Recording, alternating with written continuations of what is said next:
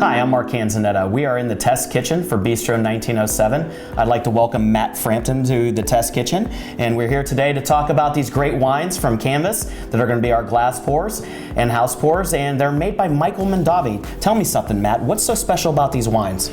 What's so special about these wines is they all come from the ideal geography that you want these grapes to come from. So high quality fruit, but made in a modern facility to keep the price down. Are these California-based wines? No, two of these are from Italy, and the remainder are from California. So the Monnavi family obviously has branched out to other terroirs throughout the world, and that's great. Yes, yeah. So Michael Monnavi is the son of Robert Monnavi, and he makes wines all over the world, including Italy, where two of these wines are made. Great. And he's makes wine all throughout California and Napa and other parts of the world as well. You know me, starting off the dinner or starting off, when I'm out and celebrating with friends, I like to start off with a sparkling wine or champagne. What does Michael have to offer us? Michael has a Blanc De Blanc.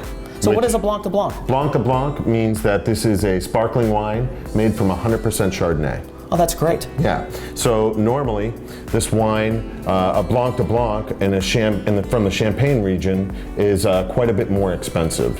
So these are more reasonably priced Right. to appeal to the masses. Right. So what Michael has done, taken on his family's name and the heritage and the pride that he has with the Monnavi name, and made affordable wines for the masses. Absolutely. I think that's fantastic, don't you? So I look forward to this. I love these old school coupes that are going to go perfect in the Bistro 1907. It reminds me of when my dad and mom got married, and they're from Steel Light International. I just think they're fantastic. So salute, man. Salute. Cool.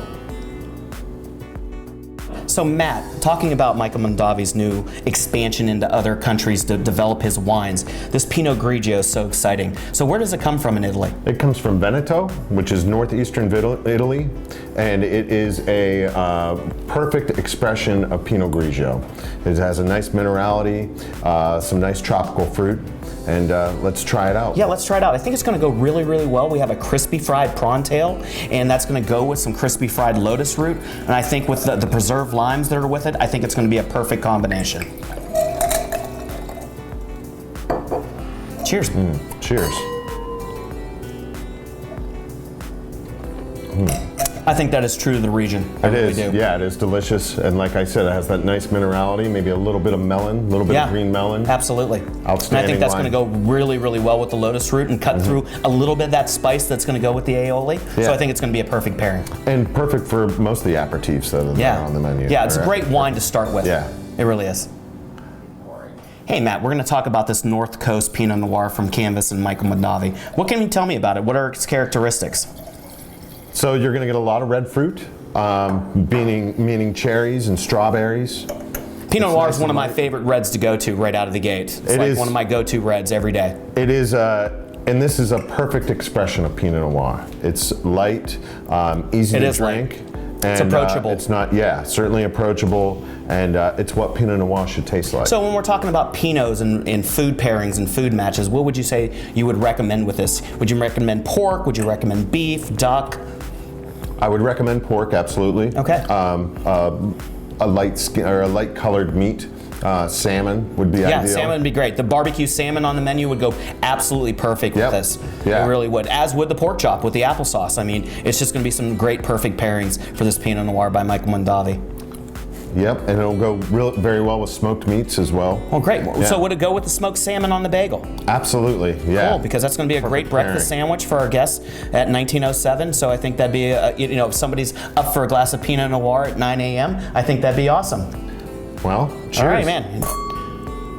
Matt, I just wanted to take a second to thank you for coming to the Bistro 1907 Test Kitchen. The wines from Michael Monnavi and Canvas has been spectacular.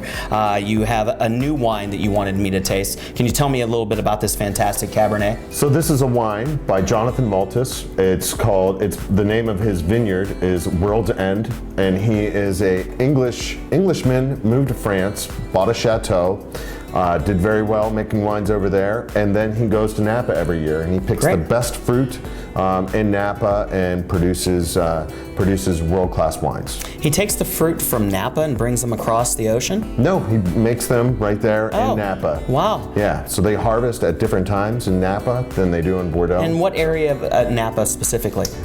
He picks very small vineyards, very small lots, and buys fruit from different areas, mostly Beckstoffer fruit. Great. And he every year changes. So this is one of those wines you do want to decant. So we have this amazing machine in front of us. So it decants, it aerates, and it also filters any sediment if the wine's been aged. So I'm curious, do you mind pouring me a glass? Not at all. And it looks really nice. Yeah, it's the coolest invention ever. I really like it.